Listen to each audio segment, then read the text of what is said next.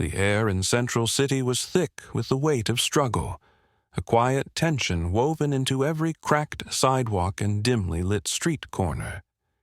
Dreams here often faded beneath the weight of hardship, but for 12-year-old Malik Johnson, there was no time to dwell on what was lost. Survival was all that mattered. Malik lived in a small, run-down rental home with his parents, Raymond and Vanessa Johnson. Once a hard-working factory laborer, his father had been the backbone of their family until a sudden stroke stole his strength, leaving him unable to work. The man who had once carried heavy loads with ease now struggled to lift a spoon, his speech slow and broken. His mother, Vanessa, bore the weight of the family now. She worked long shifts at Rosie's Diner, her feet aching by the time she came home late at night. Even then, she forced a smile for Malik, acting as if exhaustion wasn't eating away at her. Malik saw it all. He saw the way she rubbed her temples when she thought no one was looking, the way she stretched their food just enough to last another day. He saw the unpaid bills stacking up on the kitchen table, their edges curling from neglect. He knew that the whispers between his parents at night were full of worries they tried to shield him from. He couldn't let it go on like this. Determined to help, Malik searched for work. At 12, there weren't many places that would hire him, but he wouldn't stop trying. He walked for hours after school, asking at corner stores, gas stations, anywhere that looked like they could use an extra hand. Each time, he got the same answer. "You're too young. Try again when you're older." Then he found United Trust Bank. The grand building stood tall in the heart of downtown, its windows gleaming even under the dull gray sky. It was a place of money, of power, worlds away from the life Malik knew. But when he saw the "Help Wanted" sign posted near the side entrance, he didn't hesitate. "I can clean," he had told the manager, a thin, gray-haired man who barely glanced at him. "I just need a chance." The man had eyed him for a long moment before sighing. "Night shifts only. You stay out of trouble, do your job, and don't touch anything that isn't yours." Understand? Malik had nodded quickly. "Yes, sir." And just like that, he had a job. It wasn't much. Sweeping floors, emptying trash cans, wiping down desks, but it was something. A few extra dollars to help his mother, a step toward easing their burden. The first night on the job was a quiet one. The bank, so alive during the day, felt like an entirely different world at night. The large hallways were empty, the polished floors reflecting the dim security lights. He worked carefully, his small frame moving between desks and hallways, mindful not to leave a single spot untouched. Every dollar he earned meant something. Every hour he worked was one less hour his mother had to worry about finding extra shifts. He held on to that thought, pushing through his exhaustion, knowing that this was a chance most kids his age wouldn't even think to take. But he didn't know what fate had in store for him, because this job, this small, quiet job, was about to change his life forever. What's the toughest challenge you've had to overcome? Let's talk. The afternoon sun filtered through the tall glass windows of United Trust Bank, casting long beams of golden light across the sleek marble floors. It was an ordinary day, one of many for the employees and customers going about their business. Clerks processed transactions, security guards stood at their posts, and customers moved in and out, unaware that their day was about to be rewritten in violence and fear. Malik Johnson was in the back, pushing a mop across the floor near the supply closet. He had just begun his afternoon shift, keeping his head down and working quickly. The bank was busiest at this time of day, but Malik knew how to stay out of the way. He had mastered the art of blending in, until the sound of heavy boots crashing through the entrance shattered the air. The doors burst open, and 6 masked figures stormed inside, rifles raised. The leader, a tall man dressed in black, his presence commanding and ruthless, stepped forward. His voice cut through the sudden panic. "Nobody move! Hands in the air! Now!" Gasps and screams filled the room as employees and customers froze.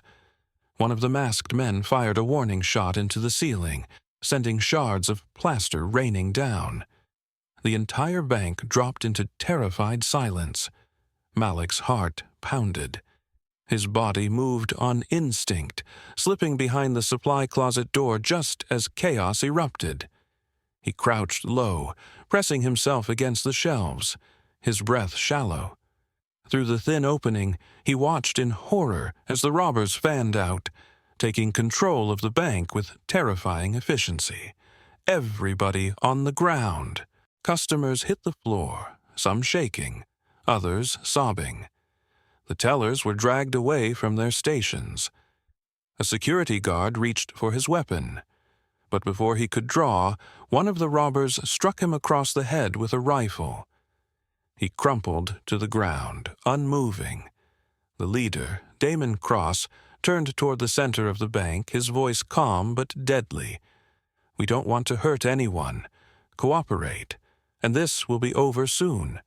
We're here for a government ransom, not your wallets. But if anyone tries to be a hero—" He pointed his rifle toward an elderly woman, Eleanor Whitmore. Frail, with silver hair neatly pinned back, she clutched her purse, trembling. The sight made Malik's stomach twist. "No one wants to be a hero, right?" Cross continued, his eyes sweeping the room. Malik clenched his fists, his mind racing. He was just a kid. He had no power here. But as he looked at Eleanor and the terrified faces around the room, something inside him hardened. He whispered to himself, barely audible, "I have to do something. Would you stay hidden or try to help?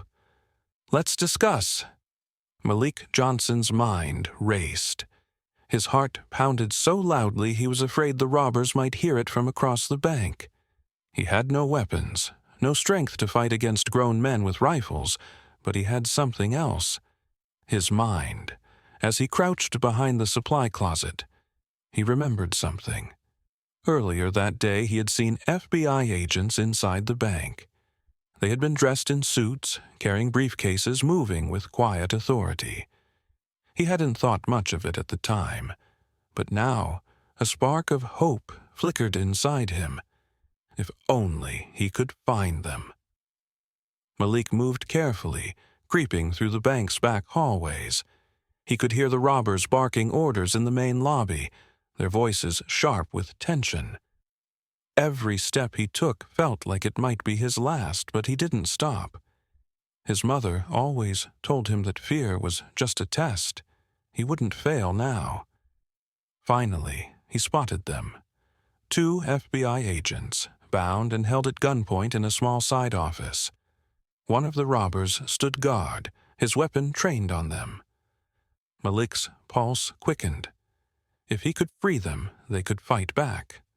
But first, he needed a plan.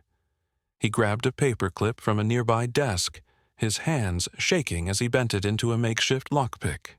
He had seen it done before, on TV, in movies, but never in real life.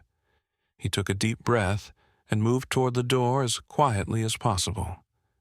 The guard had his back turned for a moment. That was all Malik needed. He slipped inside, crawling low. The agents looked up, eyes widening in shock as Malik placed a finger to his lips. He reached for the rope binding their hands and started cutting through it with a small blade he had found earlier in the janitor's closet. The moment the rope snapped, one of the agents whispered, "Kid, you need to get out of here." "Not yet," Malik whispered back. "We need to distract them first." The agents exchanged glances but nodded. One of them reached for his radio, signaling for backup. Help was on the way, but time was running out. Malek slipped out of the office before the guard could notice. He needed to buy time.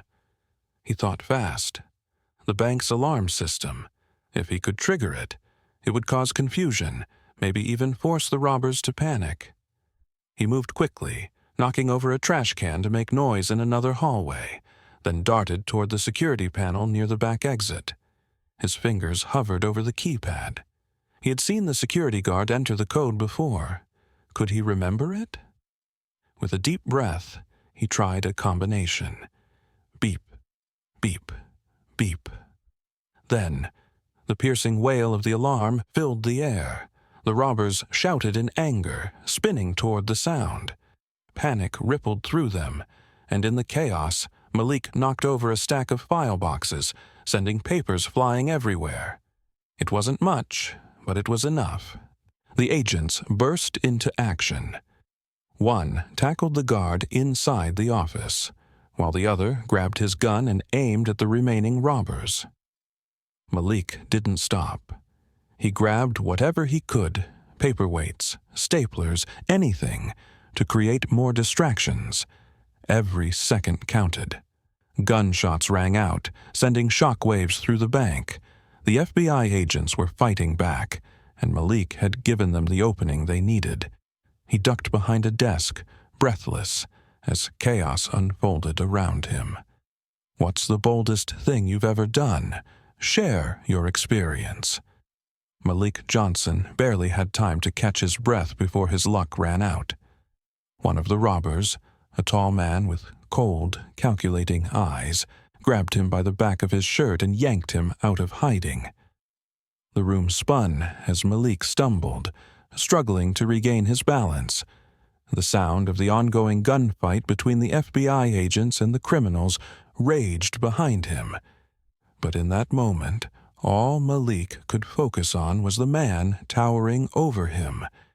Damon Cross, the leader of the heist, the man who had turned the bank into a battleground. Cross sneered, pressing the barrel of his gun against Malik's forehead. Well, who do we have here? A little hero? His voice dripped with mockery, but his grip was firm, his intent clear. He was angry. And now he had leverage.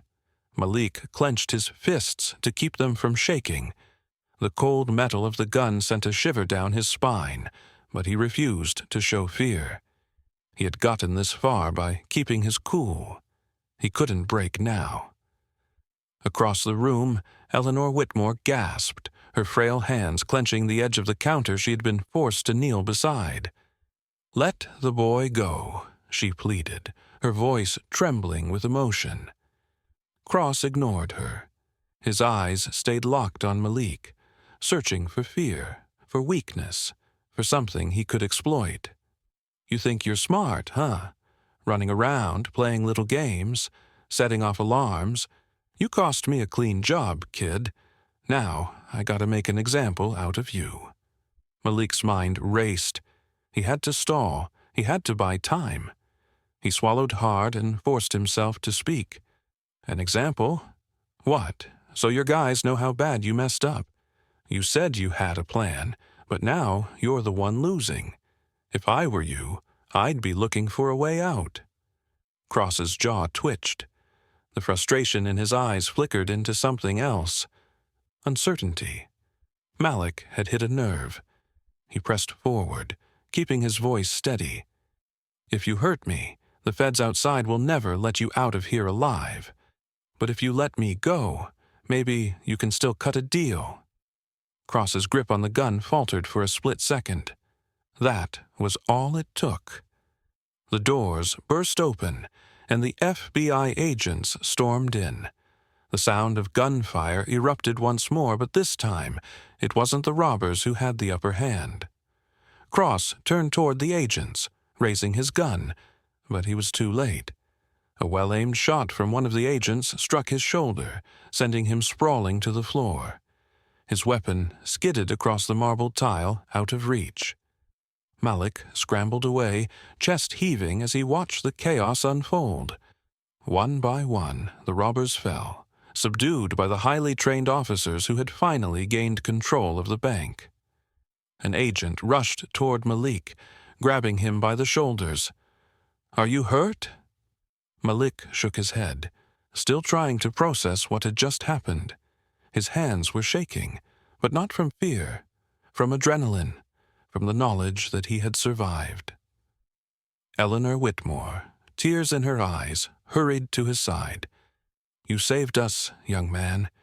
You saved us all." Malik looked around, realizing that the nightmare was finally over. Have you ever had to stay calm in a dangerous situation? Let's talk about it. The aftermath of the heist unfolded in a blur of flashing lights, sirens, and frantic voices. The SWAT team stormed in, their rifles raised as they secured the scene. The remaining robbers were cuffed and dragged out one by one, their reign of terror officially over. The once hostage-filled bank now bustled with law enforcement officers, paramedics, and a growing crowd of onlookers just beyond the shattered glass entrance.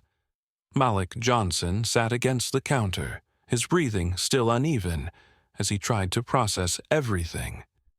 His body ached, his mind raced, but he was safe. It was over. Relief flooded his body, but exhaustion quickly followed. He had spent the last hour surviving, thinking, acting on instinct. Now that the danger was gone, he felt drained. Then, a pair of trembling hands reached out for his. Eleanor Whitmore, the elderly woman who had begged for his release, knelt in front of him. Tears glistened in her eyes as she gripped his hands tightly. "You saved us," she whispered. "If it weren't for you, who knows what would have happened?" Malik opened his mouth to respond, but nothing came out. He had acted on instinct, fueled by fear, courage, and something deep inside him that refused to let the robbers win. But hearing those words, realizing the impact of what he had done, left him speechless. It felt surreal. He had been just a boy trying to survive. Yet here he was, being called a savior. Before he could gather his thoughts, a rush of voices filled the air. Reporters flooded the bank's entrance, cameras flashing, microphones extended toward law enforcement officials. A few journalists pointed toward Malik, whispering excitedly. Their voices blended into an overwhelming hum of questions and flashing lights. He suddenly felt overwhelmed. He hadn't done this for attention. He hadn't done it for praise. He had done it because it was the right thing to do. But now, standing in the middle of a media frenzy, he wasn't sure how to feel. Just as the crowd pressed closer, an FBI agent stepped in, blocking them. "Not now," the agent said firmly before turning to Malik. "You're a brave kid. What you did today took guts." Malik nodded, still unsure of what to say. The weight of the moment was settling in, and he wasn't sure how to handle it. His hands were still shaking from the adrenaline, and his mind felt like it was moving in slow motion. "Your parents are on their way," the agent added, sensing his unease. "Let's get you outside." That was all Malik cared about. He just wanted to see his family. He wanted to hear his mother's voice, to feel the warmth of her embrace. He wanted to see his father's reassuring smile, even if it was weakened by illness. That was what mattered most. As they led him toward the exit, past the sea of flashing lights and reporters shouting his name, Malik couldn't shake the feeling that something had changed, that he had changed. He had entered the bank that day as a boy, cleaning floors, unnoticed and unimportant. Now he was someone people were talking about, someone people were calling a hero. But the real surprise came the next morning. Would you consider Malik a hero? Why or why not? Let's discuss. The morning sun cast a warm glow over Malik Johnson's neighborhood. but the atmosphere inside his home was still heavy with the exhaustion of the previous day. His mother, Vanessa, had barely slept, holding on to him like she was afraid he might disappear. His father, Raymond, had stayed quiet, his usual stoic expression replaced by one of quiet awe. Then, a sleek black limousine rolled to a stop in front of their home. Malik's heart pounded as he stepped outside with his parents. The car door swung open, and a tall man in a tailored suit stepped out. His silver hair and commanding presence were impossible to miss. Richard Whitmore, Eleanor Whitmore's son, the owner of United Trust Bank. In his hands he carried a thick stack of documents. "Mr. and Mrs. Johnson," he greeted, his voice steady but warm. "And Malik, I've been looking forward to meeting you." Vanessa swallowed hard, stepping protectively in front of Malik. "Is something wrong?" Richard offered a small smile. "Not at all. In fact, I'm here because of something incredible. Your son saved my mother's life, and I intend to make sure his life and yours changes for the better." He held out the papers. "This," he continued, "is the deed to a home. A house in a safer neighborhood, with space for your family to live comfortably. You'll never have to worry about rent again. This home belongs to you now." Vanessa gasped, her hand flying to her mouth. Raymond, still seated in his wheelchair, let out a quiet exhale. Malik couldn't move, his mind trying to grasp what was happening. Richard wasn't done. "There's more. Vanessa, I know you work hard to provide for your family. I've arranged a position for you at the bank, one with better pay and benefits. And for you, Mr. Johnson, we're covering your medical expenses. You'll get the care you need." Tears welled in Vanessa's eyes. This is too much. We can't." Richard shook his head. "You can, and you will. This isn't charity, it's gratitude. Malik risked everything to protect innocent people. That deserves to be rewarded." Malik felt a lump rise in his throat, but Richard wasn't finished yet. He turned to Malik. "And as for you, young man, your future is bright. That's why we're offering you a full scholarship, all the way through college. Whatever you want to do, whatever you want to become, you'll have the chance." Malik's breath hitched.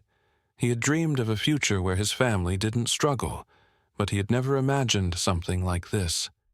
His mother sobbed softly, dropping to her knees as she embraced him. His father placed a trembling hand on his shoulder, his eyes shining with unshed tears. For the first time in a long time, hope filled the air. Malik looked up at Richard, his voice barely above a whisper. "Thank you." Richard nodded, his eyes kind. "Number, thank you. What would you do if you were in Malik's shoes? Let's talk." Malik Johnson sat outside his new home, watching as the sky melted into a canvas of warm oranges and purples. The air was cool, carrying the distant sounds of laughter from kids playing down the street. For the first time in a long time, the weight on his shoulders felt lighter.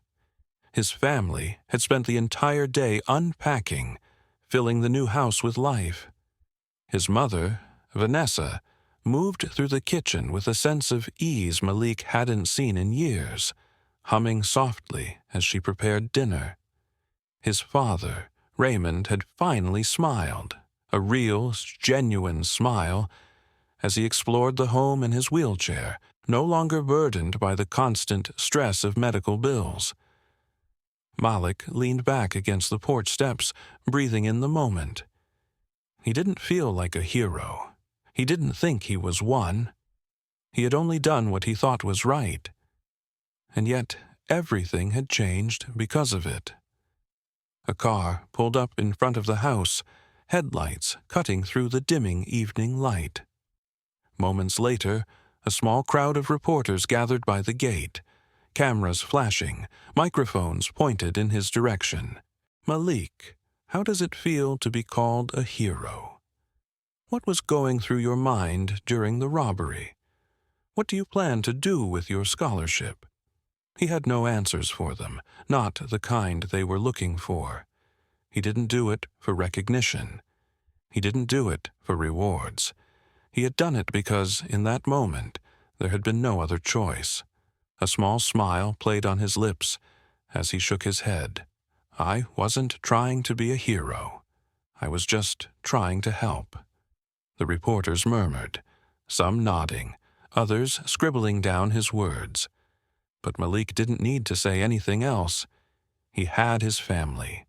He had a future, and that was enough. As the last of the light faded from the sky, Malik stood and stretched. He had spent his life watching his parents fight for a better tomorrow, and now, for the first time, he believed they had found it. The struggle wasn't over, but for the first time, his family could breathe. What's the biggest lesson from Malik's story? Let's discuss in the comments.